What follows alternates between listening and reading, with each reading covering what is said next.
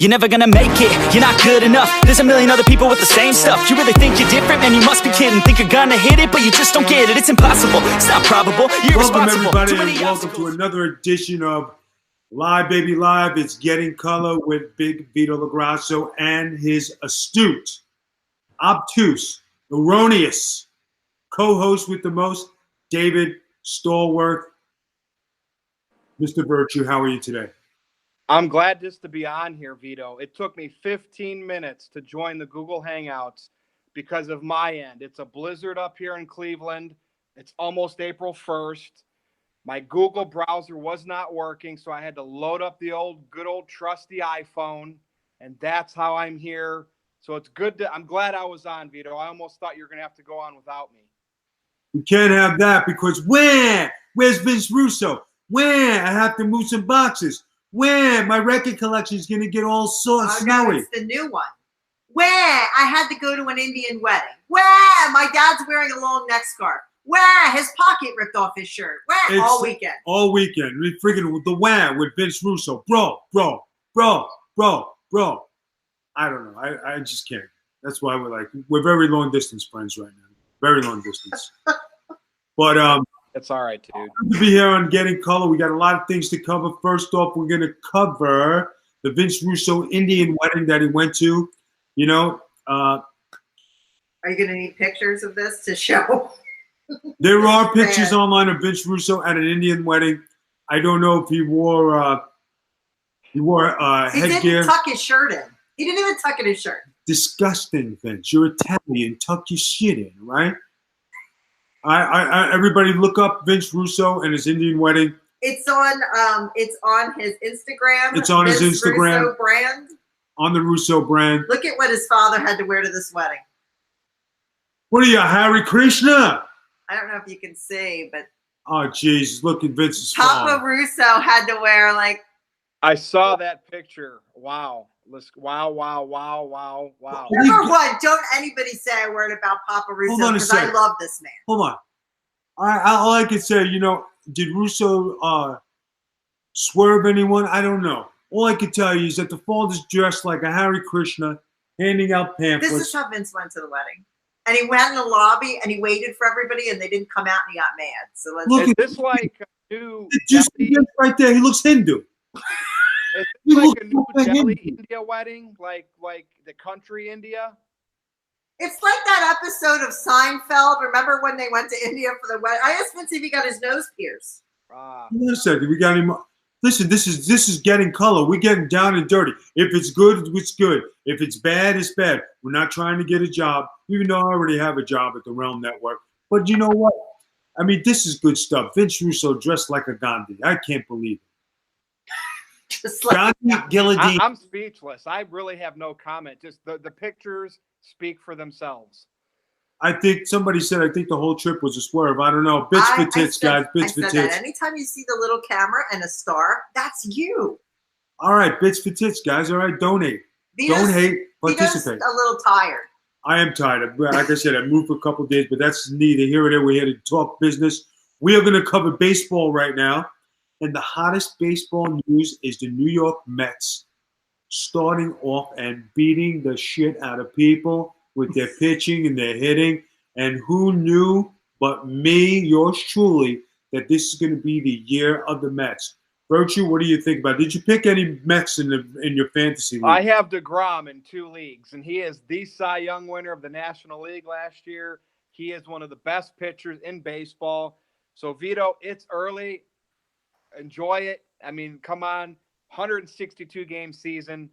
We will see, but it is good to see them competitive out of the gates, especially with the big spender Phillies in their division. The Braves made the playoffs last year, but it's a long marathon. You know what I like about the Mets this year? You really want to know? Is that the Peter Alonso, the first baseman, and the Jeff McNeil are hitting a ton. Do you know Cano's going to hit? Right? Conforno's going to definitely hit. Nemo's going to hit. Okay? We're waiting for Jed Lowry to get off the disabled list. That J.D. Davis is participating right now. It's early. They got Lagares and they got that Keon Braxton to play center field and right field as defensive specialists. They're not going to hit that much, guys, but their defense is A1. But I think the Mets have got the formula this year. They got youth, they have athleticism, they're versatile, and they're younger. They have a couple of veterans, but majority of the team is in their 20s and under 30. Well, today's baseball is set around pitching, and they definitely have that. I mean, if you're in a division, and their division is suspect. I mean, come on, the Braves won it last year. The Phillies, who spent all that money, right? That doesn't instantly mean wins.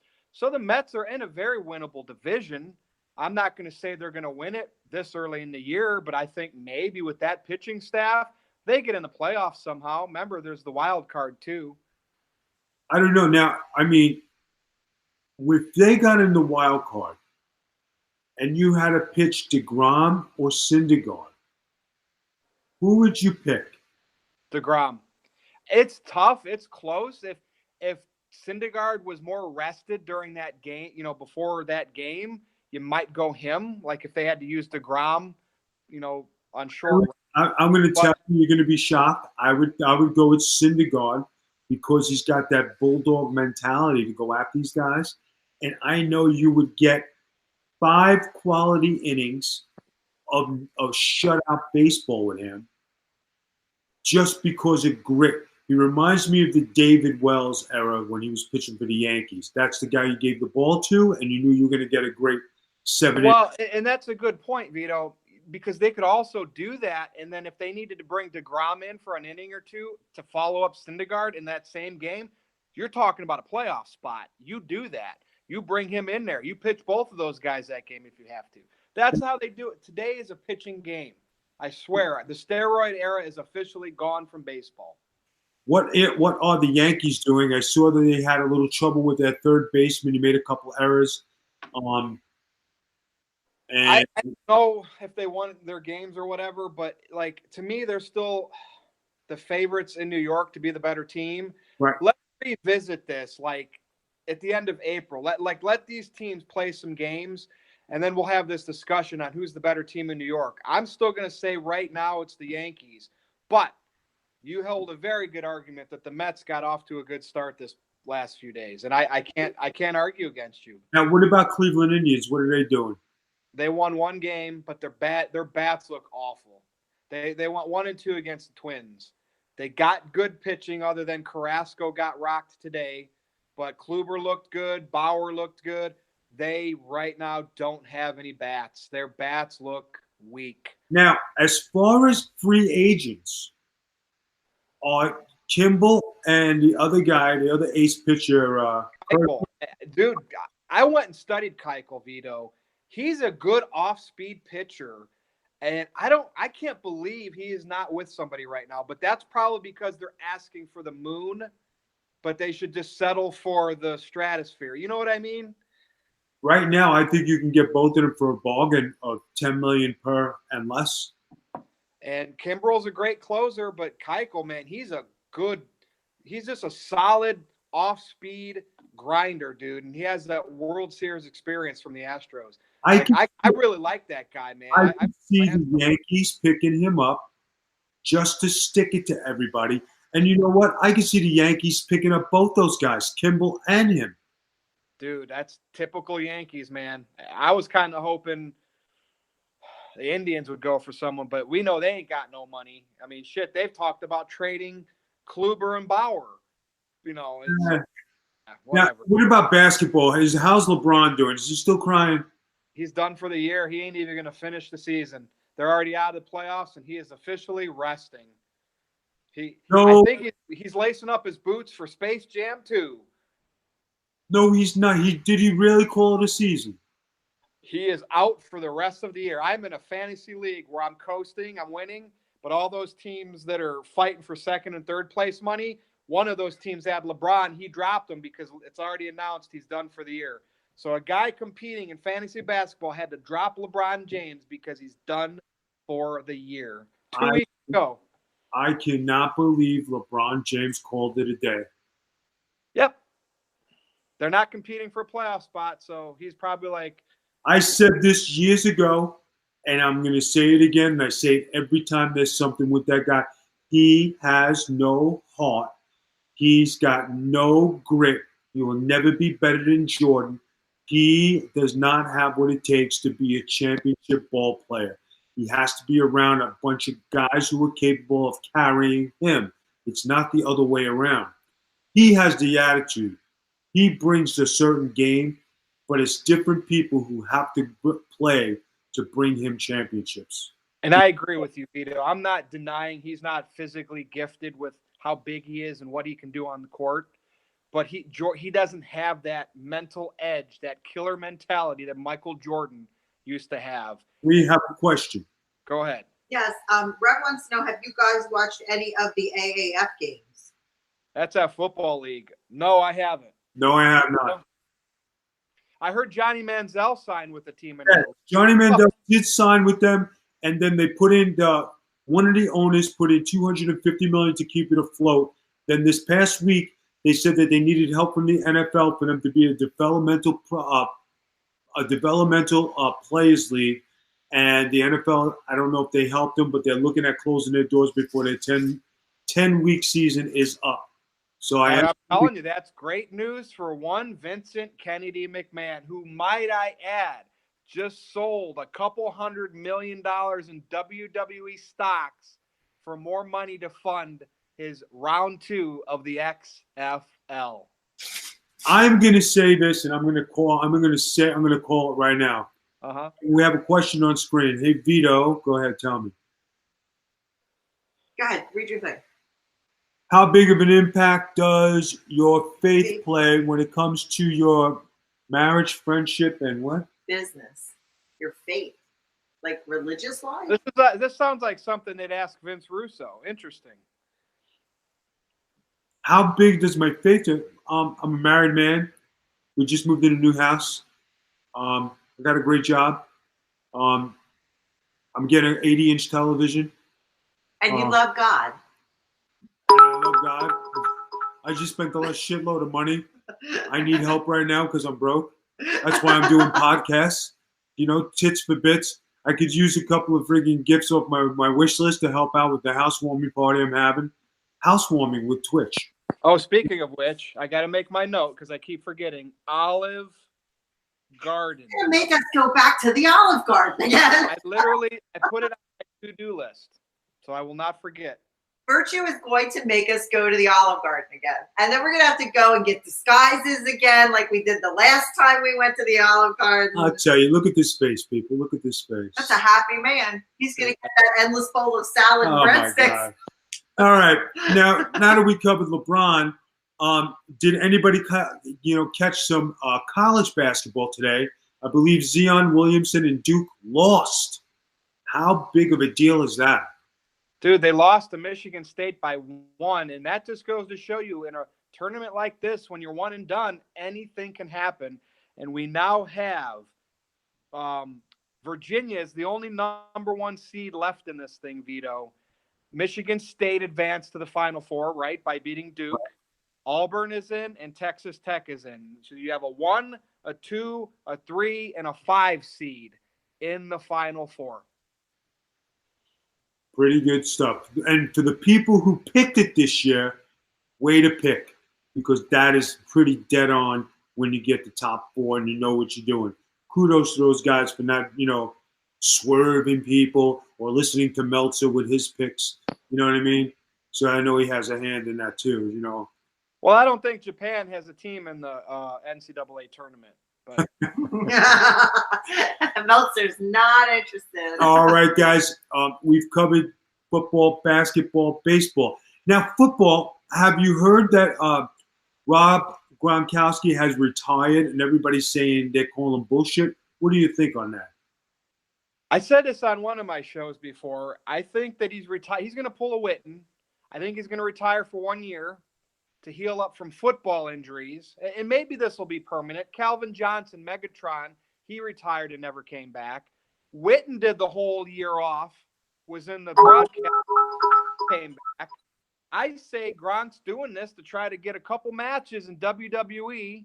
I don't know who's going to train him, the Performance Center, and then it'll probably go crappy because the Smarks will shit on it, and then he'll go back to the Patriots next year. That's what I think.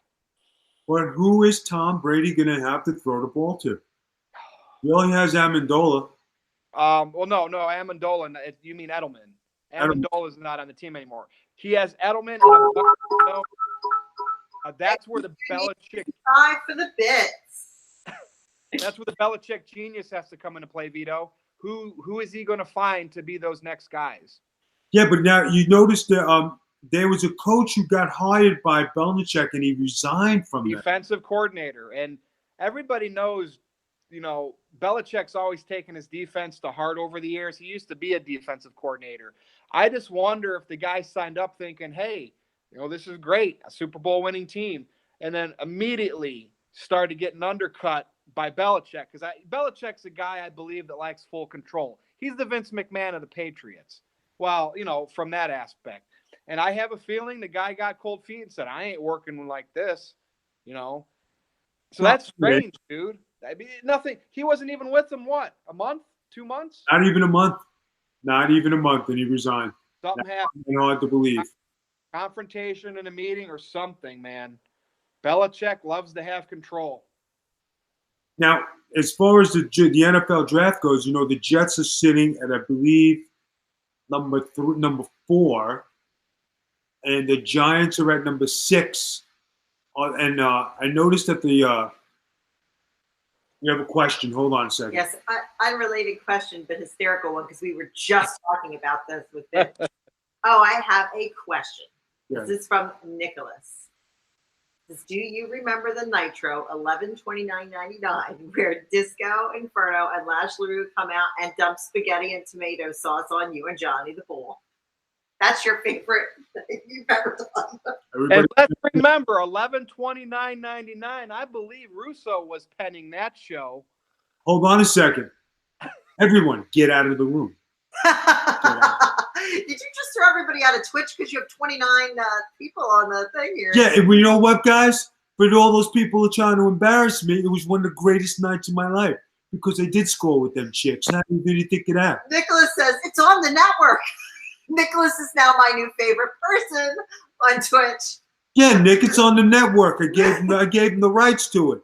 It's great footage. But you and Vince were just talking and laughing about this. We won. It was the greatest stuff that you ever saw on TV. And I will say it again, not because Vince Russo was the writer, not because of anything, but those were the best vignettes you had in WCW from 99 to 2001. When the Mamalukes were on TV, you're always going to be entertained. Mean G dancing at the Gentleman's Club was the best. That is so funny. That is so funny. All right. Now, Virtue. Okay, we're gonna start with our wrestling. Hold on, we got one more question. We have a football question. Twitch on fire. Oh wait, here's one. Vito, do you stay in contact with Perry Saturn? That's from Dooney55. No. Vito, a big Baltimore Ravens fan, and want to know: do you think the team is better with Lamar Jackson, or was it a mistake to get rid of Joe Falcone? Joe Flacco. Flacco went to my Broncos. Oh. Yeah, no, I think that Joe Flacco just needed to change the scenery, and I think he just couldn't do it over there. I think with the Broncos and John Elway, I think he's going to flourish. I think he's going to have a great team. Who did they get to replace Flacco? I know they got somebody good. They got Lamar Jackson. They drafted that rookie last year, and they're going full. He's like a Cordell Stewart type, slash type guy that likes to run and throw. I think he's going to do good. I actually heard a lot of good things about him, and I saw him in college. So I think he's going to do well for them. I just think Joe Flacco just needed to change the scenery like everybody else, guys. It's nothing that Joe Flacco couldn't do or was bad. It's just – I'll give you an instance. If Tom Brady went down, okay, and they had to replace him, and I'll give you somebody who everybody says who should retire, I'm going to say Eli Manning. I bet you that Eli Manning would win with the Patriots. That's a good point, dude. And when you have that change of scenery, it makes all the difference. And here's the thing: the Broncos are my team, and they got Peyton, which really shocked me when they did that. They went to 2 Super Bowls with Peyton and won one. they're definitely all in with their defense. No, They've all I think that Denver gave up on Tim Tebow way too fast. You know, I honestly. What do you think? What? Do you think they did? Guy won a playoff game for you. You haven't won nothing since. Well, no, they did though. They got Peyton Manning when they dropped him. Elway's plan, they got rid of Tebow because they brought Manning in. Manning went to 2 Super Bowls. Remember how they had that great defense with Von Miller?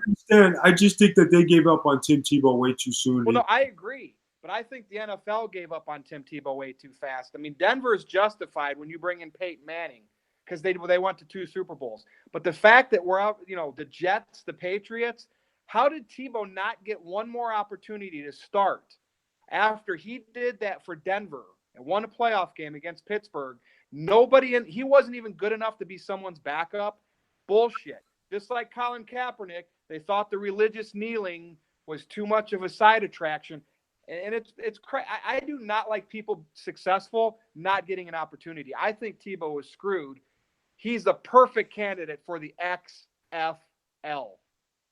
I think he would be. You know who I would like to see in the XFL? Kaepernick. No. I would like to see Johnny Manziel. I want to see all the bad boys in playing football for Vince McMahon. Thank you for the bits. Kaepernick, Manziel, Tebow. I mean, that might be a draw.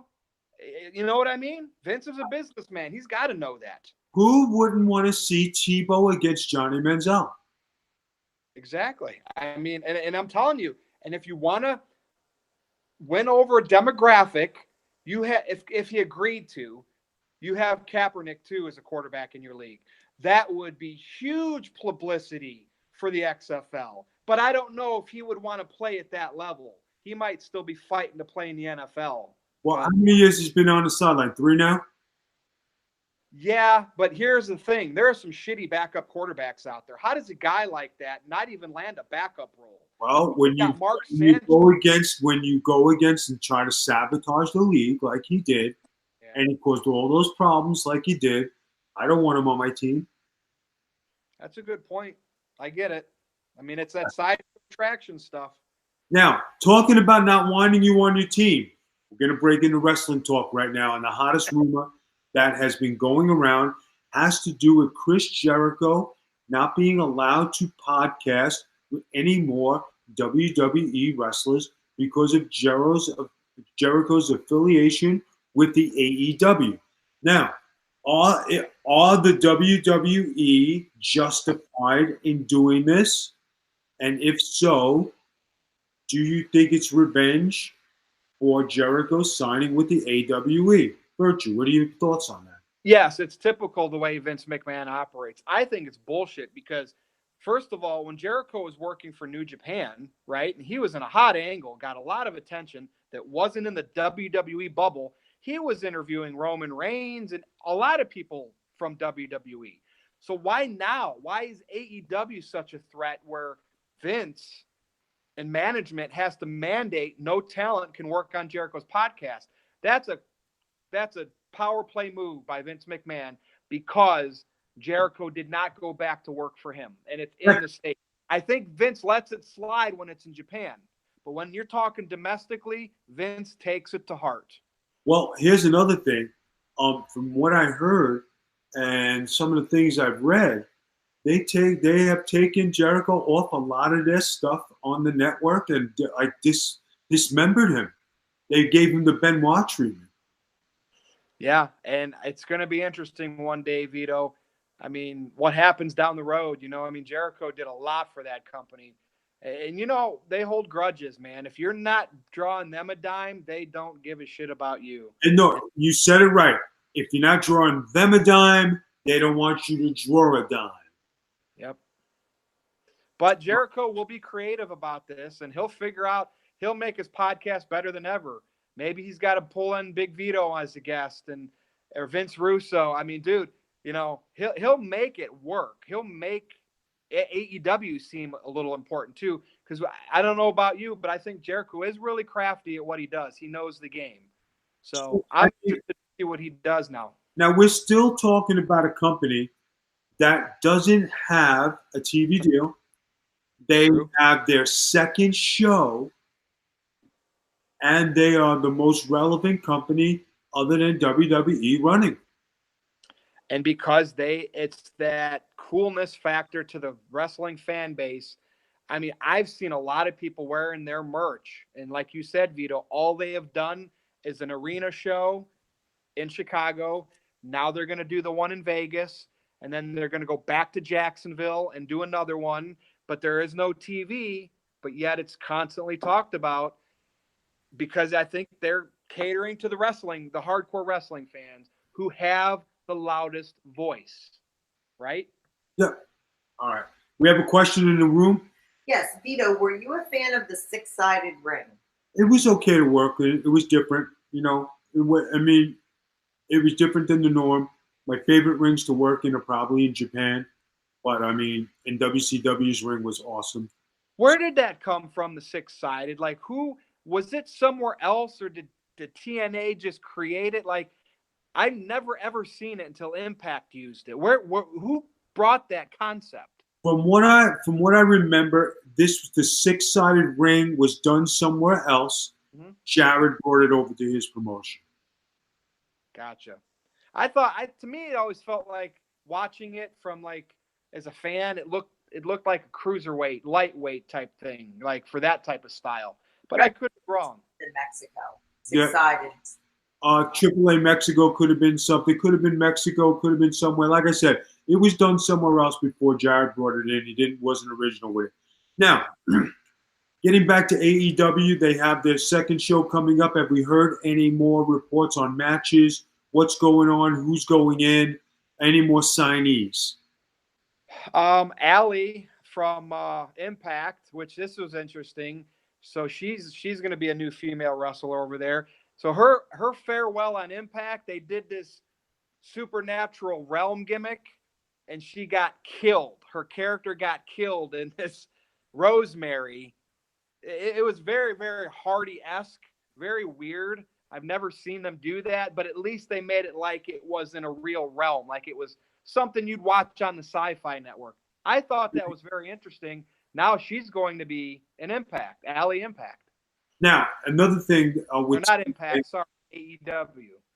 All right, another thing with TNA, there was a young lady who tried to moonsault and busted her face over so bad it wasn't even funny. Did you catch that? No, I did not. Which show was this on? It was just on the internet. When I was thumbing through and catching up with stuff. I'm not sure of her name, but she definitely had. She tried to moonsault, landed on her face. Seeing the Brock Lesnar one that he did against Kurt Angle at WrestleMania back in the day, because we're in Mania season, I've seen that resurface. But I don't know why. Like, why did they have to take these high dangerous spots? You know what I mean? People want to try it, see if they can do it. So, getting on to Ring of Honor. Now, Ring of Honor was just in the news with Jay Lethal being the future main event, featured main event at Madison Square Garden. I think that's great for him. Congratulations. I think it's good for Ring of Honor. How much do you think they're going to draw there at Madison Square Garden? Well, I mean, they sold out, right, when it went on sale, but that was before AEW was announced.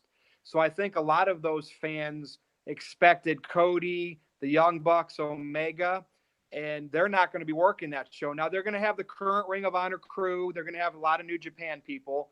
But I wonder if now they tried to sell out an event at Madison Square Garden and Ring of Honor is actually separate from AEW, how well would those tickets sell? Now, with that said, AEW is still selling out their arenas too. I don't know about that, Vito.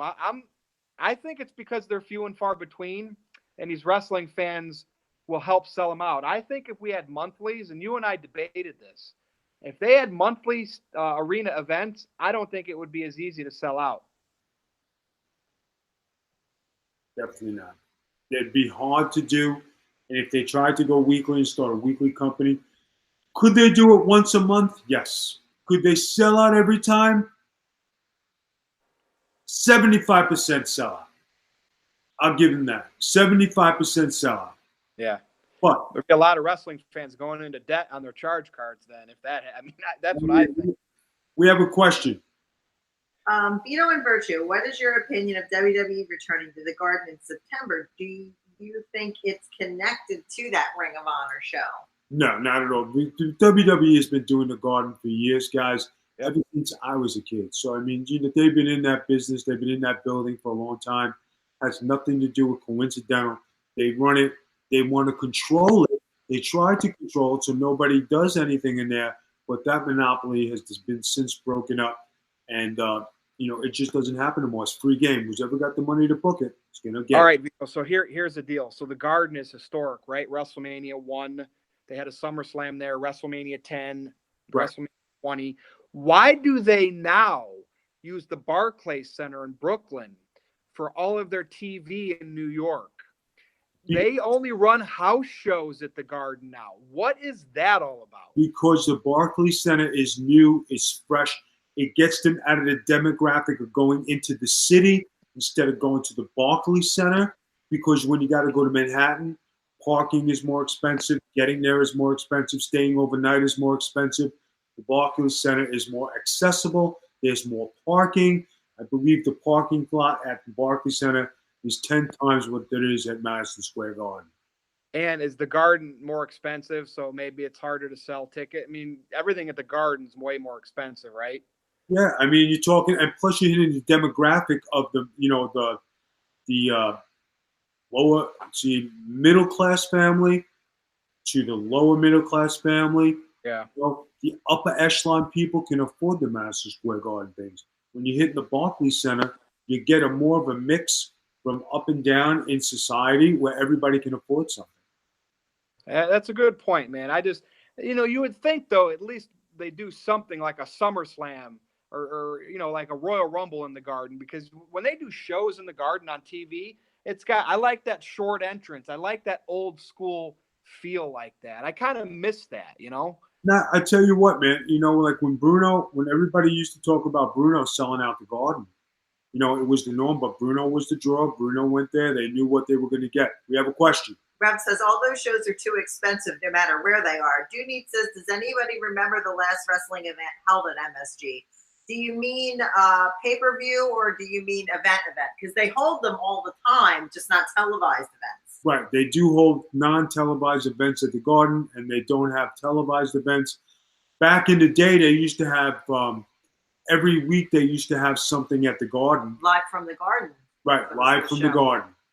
So, I mean, those days are long gone, guys, because of social media, because the access TV deals, and the fact that they can make money.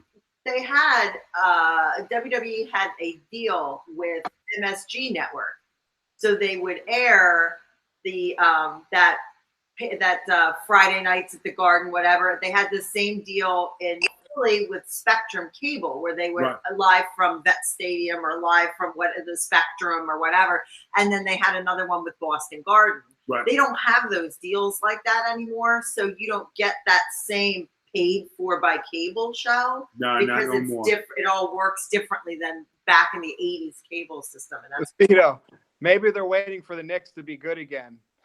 Maybe because I'm a Knicks fan, It's a good point. We're all waiting. Bunch of hate.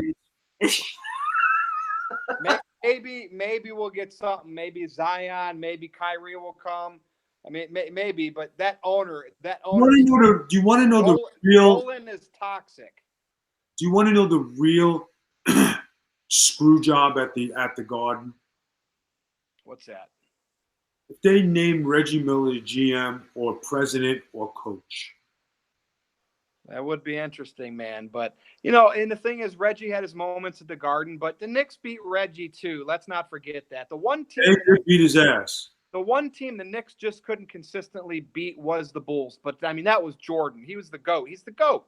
Yep, definitely the GOAT. Now, getting with the GOATs, we are going to talk WWE news. I know everybody's waiting for this moment in the show.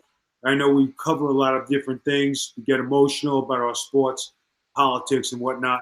But now it's WWE time, people. And what we're going to talk about is We're going to start off with the Kurt Angle, Baron Corbin match. Now, Virtue, we spoke earlier, and as of right now, today, at this time, there are no changes to the card. There is no change to the match. There is no John Cena involved. What are your thoughts on that?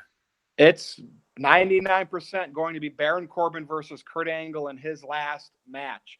Now, there has been this week a little chatter about John Cena potentially getting something for Mania. It's just weird that they would use John Cena again in a last-minute decision for the biggest show of the year. But his name isn't even tied to Kurt Angle. If they did something, it was being tied to Rey Mysterio and Joe for the U.S. title. And again, that's just rumors. We might not even see Cena. So Baron and Angle, happy retirement, Kurt. I still can't. And again, nothing against Baron.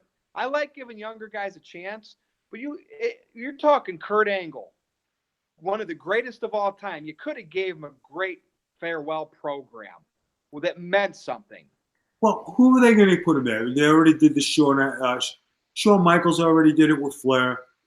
Who in that company could be in that position? Hold on, we got a question.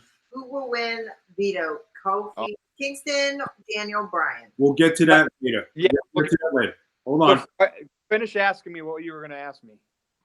Now, who in the company do you think would be a good send-off match for Kurt Angle that would be relevant?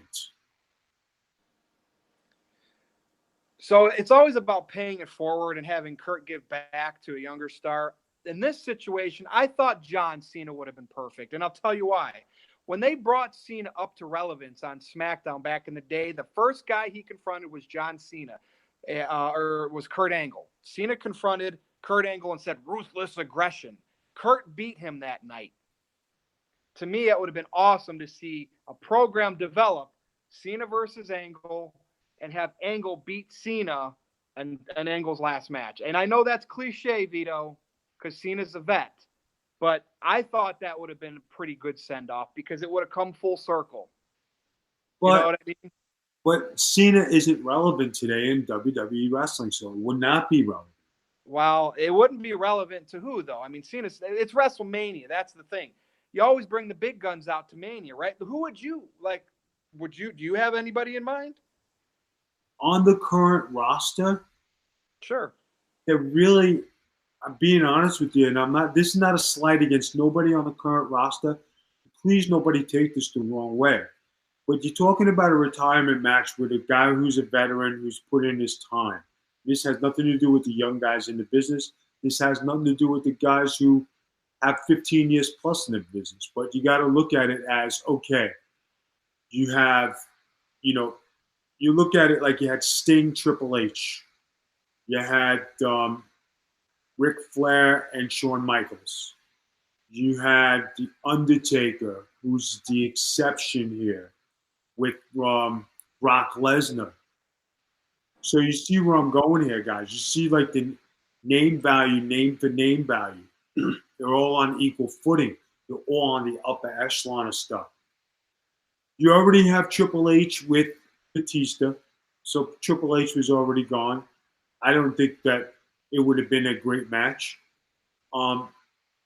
If you had to really put it down to where like guys who could do something who's agile enough, is there anybody agile enough in today's era of wrestling with all the young guys out there who can give Kurt Angle a good send-off match?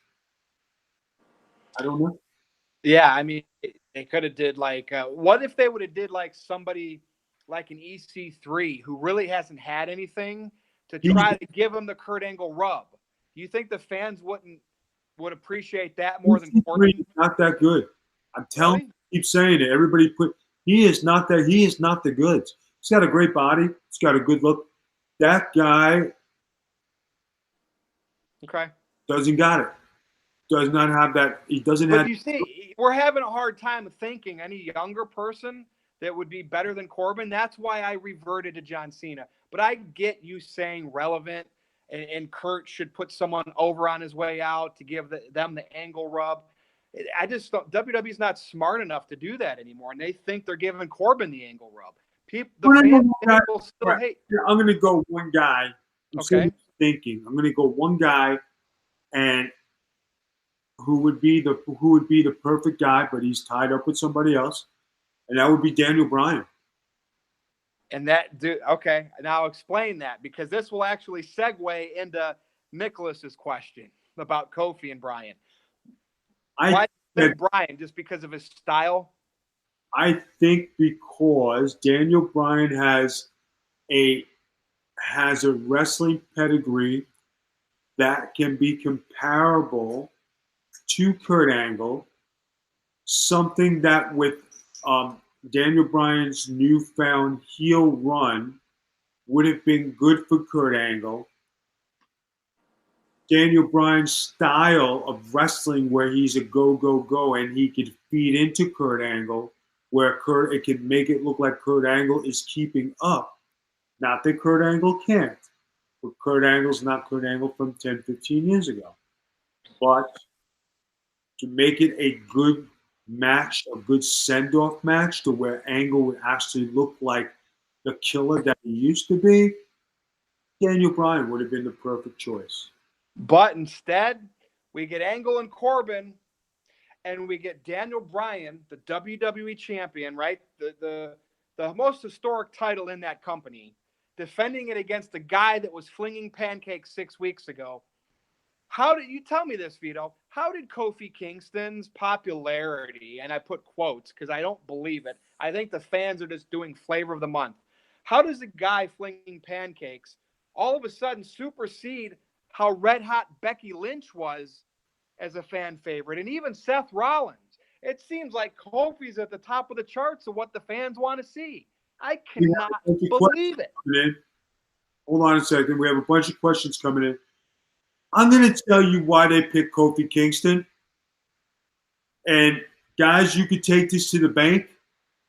And guys, you could believe this. And I'm going to say this with the utmost of respect. They don't have anybody else to feed them. I like that answer. I do. It shows desperation, too. I'm going to tell you another thing. Brock Lesnar. Rollins. They gave him Daniel Bryan. They gave him AJ Styles. They gave him Braun Strowman. They gave him Samoa Joe. Who else do they have? They need to build up Drew better, which they're trying to with Roman. And to me, Roman left sick, relinquished the title, comes back earlier than anybody expected. Why isn't he in this mix? Because they know that he would get shit on by the fans for taking Rollins. I will give you a good answer for that. We have 3 questions. Go. Some are comments. Megahertz said that was a very solid response. Thank you. Rev thinks that Lesnar's going to keep the title, and he hopes Kurt Angle at least gets to drive the milk truck in. Do not need agrees with that comment. And he also asked Vito, have you seen or were part of the 350 Days documentary? No, not that I know. So, anyway, now, you guys refresh your question, Virtue, and then give it to me one more time. So we're talking about Roman came back, right? He relinquished the Universal title because it came back way earlier than anybody expected. But they already proceeded with the plans without him. Rollins winning the Rumble, Rollins challenging Lesnar. Wouldn't it make sense in real life, as soon as Reigns came back, he'd want his title back and he should be in that mix? Nope. But instead, why? To me, they should. Now, I get he what has they're no doing. steam. He hasn't accomplished anything from what he's got. No TV significance. Yeah, he's Roman Reigns. He came back. Hey, nice to see you. But what have you done lately on TV that you deserve to get a title shot ahead of Finn Balor, ahead of everybody else, and all the guys who've been working their asses off? Because he's Roman Reigns and Vince McMahon has made him headline the last 4 Manias. I get what you're saying. I totally understand it. I think they pulled him back when he came back way sooner than anyone thought and put him in this program with Drew, because if they put him right back in that title mix, I could see what you're saying. But also, the fans would turn on Roman. the guy they were cheering to get over leukemia, they would then think, oh, wait, you're back in that spot. We thought this was Rollins' time. And I just have a feeling management is keeping Roman under the radar for now because he's getting cheered, and they want him to keep getting cheered. Okay, one sec. We have a comment here. Okay. Comment is my comment because historically, as speaking, I'm in the side of virtue here. Historically speaking, when somebody has gone out with a major illness or a major injury, Vince McMahon has put them in a title picture when they've returned because their popularity is at its hottest. Remember when Triple H blew his quad out and he came back and it was a big event at the Garden and right away they put him in the title picture immediately? They do that historically over and over again. So if they were going to repeat history like they tend to do, you would think that they would put Roman Reigns back in some type of title picture like they've done in previous years with previous superstars. Good point, Noel. And I think that once he got cheered when he returned and said he's cancer-free, Roman getting cheered is a big deal, right? Because it never happened. And I think that they realize they got to keep him under the radar now. So he keeps getting cheered because as soon as they put him back in that main event scene, the fans could turn on him again. So I don't know. A lot of answers. Guys, Roman Reigns has fought everybody. Who is he going to fight? Why are they going to give him a title shot? What significance does he hold? What major angles has he conquered? Nothing. You know what he said recently? You're going to get a pop out of this. He's like, yeah, if Conor McGregor, it makes me wonder if something's on tap.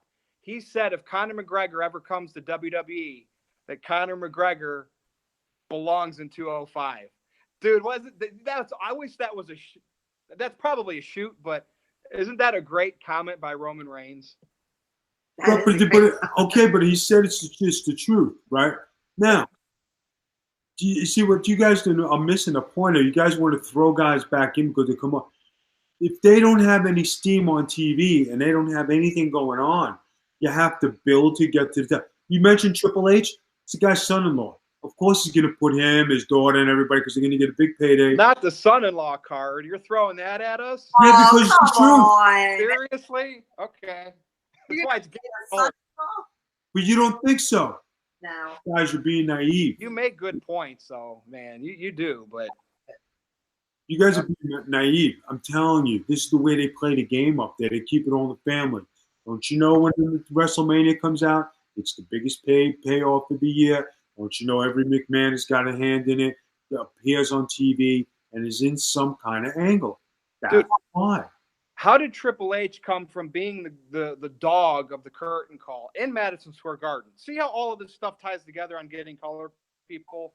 How did he turn into the dog of that to marrying the boss's daughter and having all this control today? Why?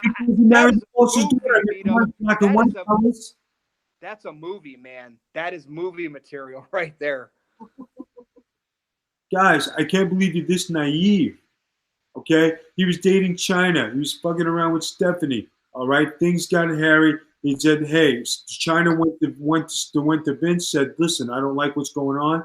Triple H is fucking around on me with your daughter.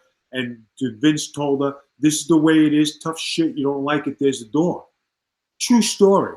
No bullshit, guys. So what do you think is going to happen? Vince stood behind his daughter. Yeah. And she fell in love with Hunter or Paul. But that would be a great movie, man. I mean, that whole scenario with China, I don't understand why nobody's creatively putting that script together. And this was in the works way before. And this is like even before I signed on, I knew. Like, I heard the rumblings, and then when I got there in 2004, 2005, you know, I overheard conversations. I was in conversations. Hey, when are you thinking about dropping this wrestling thing and coming on board and seeing the other side for what it is and being a boss? True story. Yep. And that's why, dude, you're the man because you were there. You get this info. I can only say, oh, I've heard of this and I've heard of that. But I'm telling you, this is why, guys. We got a question. Question. Will there be any surprise talent appearance at WrestleMania? Will they play the nostalgic factor up? Another one is, if they do write that movie, I hope they touch on the Macho Man Stephanie story. Dude, Dwayne Johnson has the power in Hollywood to make that happen. I'm telling you, man, The Rock could make a great WWE story movie. All right, but now, okay, so you're talking nostalgia, okay? I said this earlier. They got no nostalgia matches, and I said Undertaker versus Sting, 2 entrances. Maybe not a match, 2 entrances. Sting, Undertaker, to prepare for next year's WrestleMania. That would create such a buzz, and the people would be so happy just because these guys appeared. Yep. You're talking this year at MetLife Stadium? Yeah. Yeah. There's your nostalgia angle. Dude, I'm still trying to figure out what exactly. We know Elias is going to do his little sing-along, whether he gets one segment or a couple. Somebody's going to interrupt him. And I always feel it always ends up being not as big as you anticipate. What do you think of the Honky Tonk Man, since he's there to be inducted in the Hall of Fame? You think he comes out and does his little thing with Elias?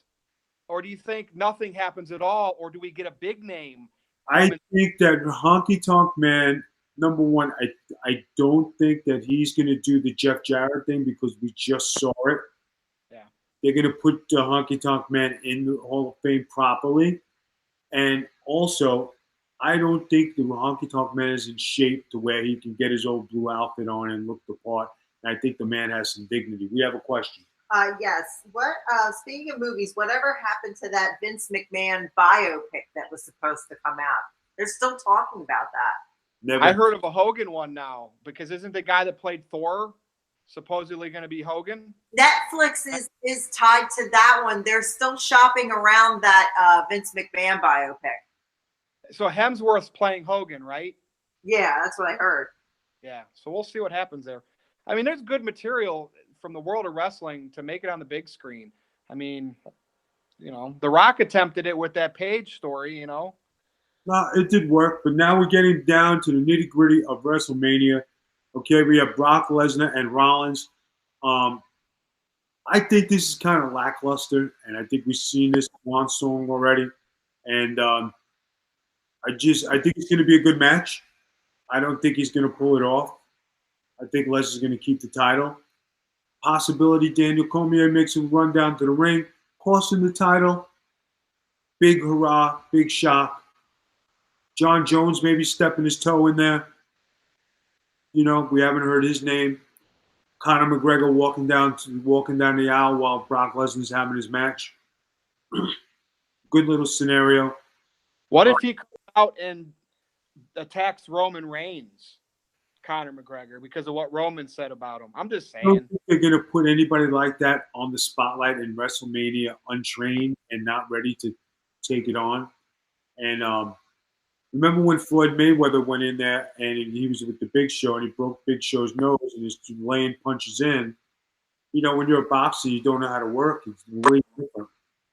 Could they just do a scenario where he sits front row and they make it look like there's an altercation, but there's security and nothing ever happens? But it's just. I think Conor McGregor is in so much hot water right now. Yeah, that's true. Probations and sexual assault, just getting off probation.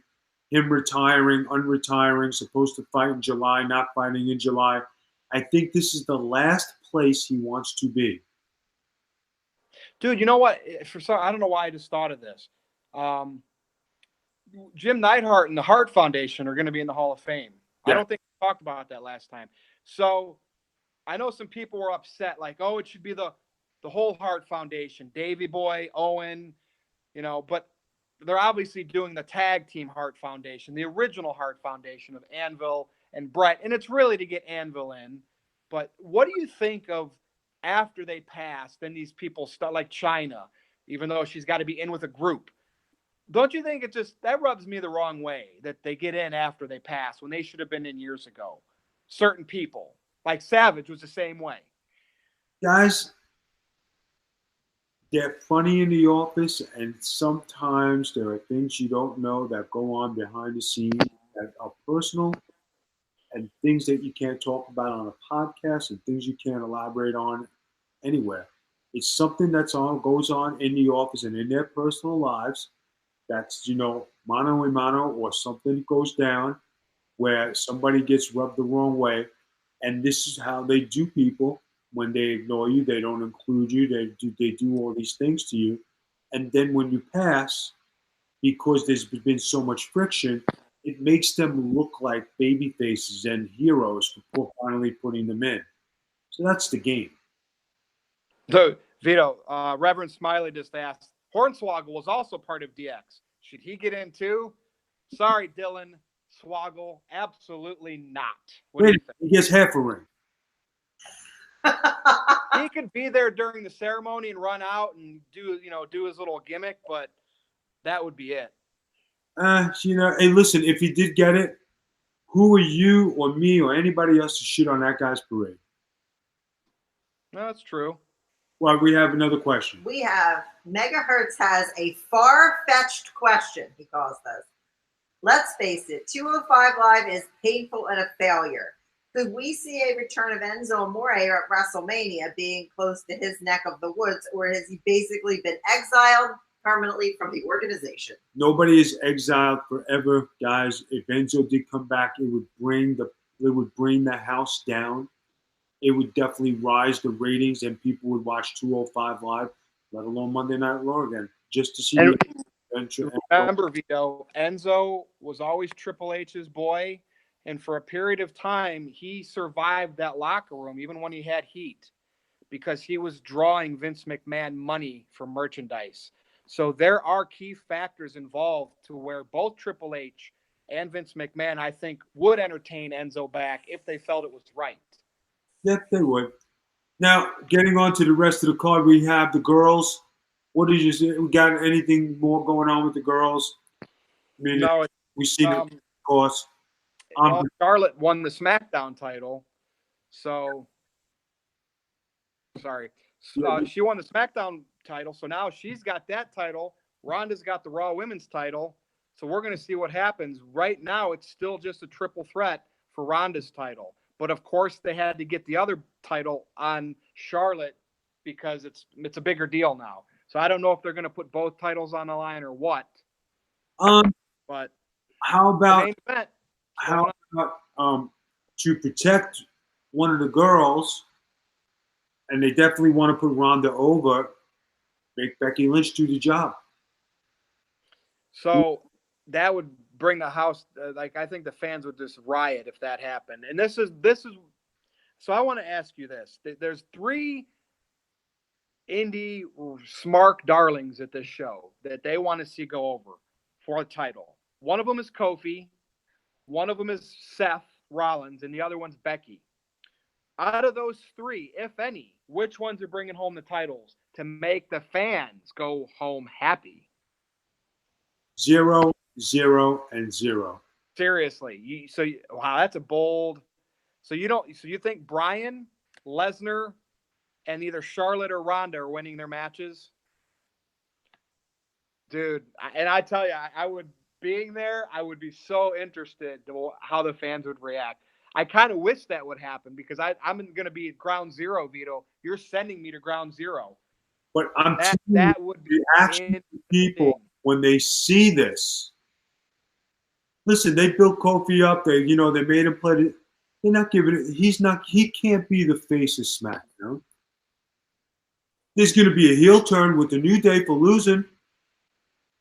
Just like the Click and Hogan, just like the NWO. It's happening. So let's get that out of the way. And Charlotte and Rousey and Becky, okay, they need a fall guy. They're going to protect Rousey. They just put the title on Charlotte to make something look even more relevant. Becky's doing the job, guys. That's number 2. Rollins, we already seen Rollins fight Lesnar. They don't have anybody else to give him. Lesnar's going to keep the title. There's nobody else for Lesnar to be. The championship title should be defended every week on the program. Yep. I mean, it's interesting. And regarding the women, Vito, they're putting them on last. They're making history. But you know what also went on last one time at WrestleMania? Nothing against these guys. Lawrence Taylor and Bam Bam Bigelow. Because, Vince felt that was the special attraction that should close the shows. and finally they're going to do the women. But we'll see how the fans, they're going to be there for a long time. It's going to be like 8 hours, Vito. You know, I'm going to have to take a couple batteries for my phone. Hey, why don't you take some Olive Garden leftovers and go have a meal? I might have to. It's you're sending me to ground zero, man. I'm gonna be so tired after standing with all those wrestling fans for hours. You're making him report from WrestleMania, and he's making you wear a disguise and go to Olive Garden. It's all right. Or even. That couple of haters. Got haters. Dude, we never disappoint. We always get a good, solid hour conversation out of what sports and wrestling, movies, or whatever we talk about. This is awesome, dude. This is awesome. This is awesome. All right, guys, that's another great episode of Getting Color. I hope you liked it. I hope you enjoyed it. If you're gonna listen to it while you're going to work, you know, tap your little foot on the gas and, you know, trot on to work. Have a great Monday. If you're gonna sit there and watch this, you know, peace out with all the signs. Don't try to copy us. Don't try to intimidate us. No. Imitate us. Yeah, don't imitate us, all right? Don't go out and buy the same sunglasses, try to grow beard, or try to grow the man beard like that guy over there, all right? And Virtue, why don't you go ahead and give us your plugs? So you can follow me on Twitter at @NoDQ_Virtue. I do Getting Color and Virtue's brand of wrestling for thebigvitobrand.com. I do the No DQ review and Virtue's Rage on NoDQ.com. And I do Wrestling with Virtue on WrestlingWithWrestling.com. That's right. All right. Now, Voice of Reason, can you give us our plugs, please? Yeah, just check us out here on Twitch all week. We are now in our new studio, so twitch.tv/thebigvitobrand. We also have brand new merchandise up on thebigvitobrand.com. You get t-shirts, mugs, hats. Two-sided t-shirts are finally up on, you're such a goofball. Two-sided t-shirts are finally up on our merchandise store. We are going to be doing a lot more Twitch this week as we are now in the new casa, so stay tuned for the house tour. Exactly, guys. All right, we're going to call it a wrap. I hope you enjoyed another great edition of Getting Color. For those of you on Twitch, I hope you enjoyed another action-packed Sunday night. Guys, I know you guys wanted us more on Twitch. I'm doing the best I can with the move and everything. From here going forward, we should be doing some more twitching. The house is going to be good. You know, I know a lot of people have been inboxing me and asking if they want to send something off the wish list. Be free. We appreciate it. You know, everything is good. Life has been good. It's been hard for the last 4 years, but we've come a long way, and we're finally getting to where we need to be. This is the Big Vito brand with Noel Harlow and Virtue signing off. Reese's Pieces, everybody.